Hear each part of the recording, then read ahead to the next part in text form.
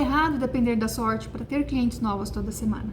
Tem profissional que acorda segunda-feira sem nem saber o que vai ser da agenda daquela semana. Vive do boca a boca e torcendo para que alguém a indique. Isso gera ansiedade, cansaço e aquela sensação de fracasso que mata toda profissional.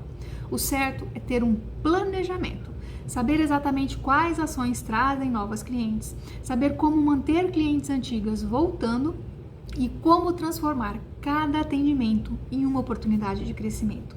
Isso não é coisa de influenciadora, é de empreendedora e dá para aprender.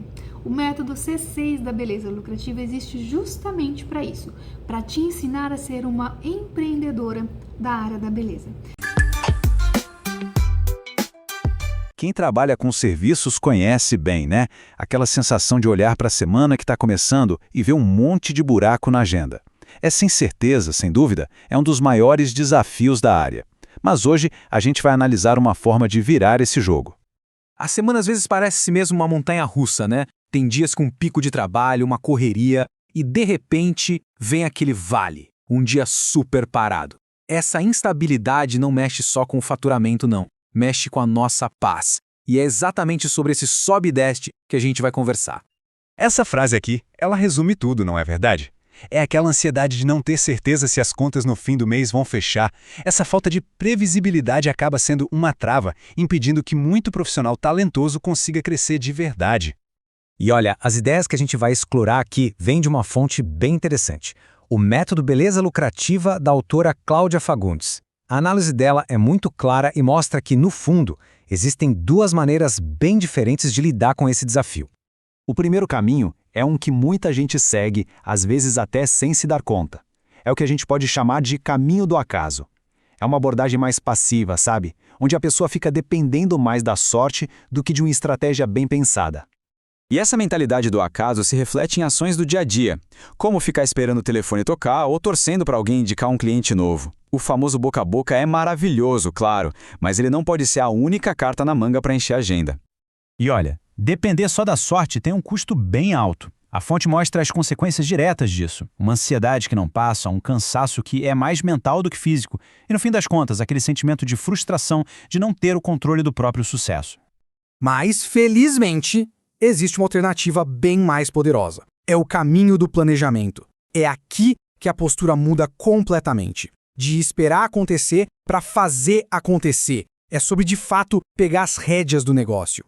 E a diferença, nossa, é gritante. De um lado a gente tem sorte, ansiedade e uma sensação de fracasso. Do outro, um plano claro que gera oportunidades e, consequentemente, crescimento. No fim, a escolha entre um caminho e outro é o que vai definir o futuro do negócio. Tá, mas o que significa ter um plano na prática? Não é nada vago, não. A fonte detalha isso em 3 pilares bem concretos. É saber exatamente o que fazer para atrair gente nova, o que fazer para fidelizar quem já é cliente e como fazer cada atendimento virar uma nova oportunidade. E tudo isso leva a gente para uma transformação ainda maior. Não é só sobre mudar uma tática ou outra, é sobre mudar a forma de se enxergar profissionalmente. É a transição de ser um excelente profissional técnico para se tornar um empreendedor ou uma empreendedora com visão de futuro. E essa mentalidade empreendedora é basicamente isso: ter clareza e controle. É entender que cada passo, desde a divulgação do trabalho até o pós-atendimento, faz parte de um sistema, de algo pensado para gerar resultados constantes e, principalmente, previsíveis. E a fonte faz questão de destacar um ponto que é fundamental. Isso não é um dom ou algo só para quem tem milhares de seguidores. É uma mentalidade de negócio, uma habilidade que pode e deve ser aprendida por qualquer pessoa. Ok, tudo isso faz sentido, mas como colocar em prática? Mudar de caminho exige mais do que só vontade de mudar, né? Exige um método, um sistema que sirva de guia para as ações. E é aí que a análise aponta para um passo bem concreto. Existe um sistema já estruturado para ajudar a sair do acaso e entrar de vez no planejamento. Ele é conhecido como o método 6C. É basicamente a ferramenta que transforma toda essa ideia em um plano de ação para o dia a dia. A gente chega ao final com uma reflexão. Depois de analisar esses dois caminhos, as causas e as consequências, a pergunta mais importante não é qual deles constrói um negócio de sucesso. A pergunta é qual o primeiro e pequeno passo que pode ser dado ainda hoje para começar a trilhar o caminho do planejamento. É nessa decisão que a construção de uma agenda cheia começa de verdade.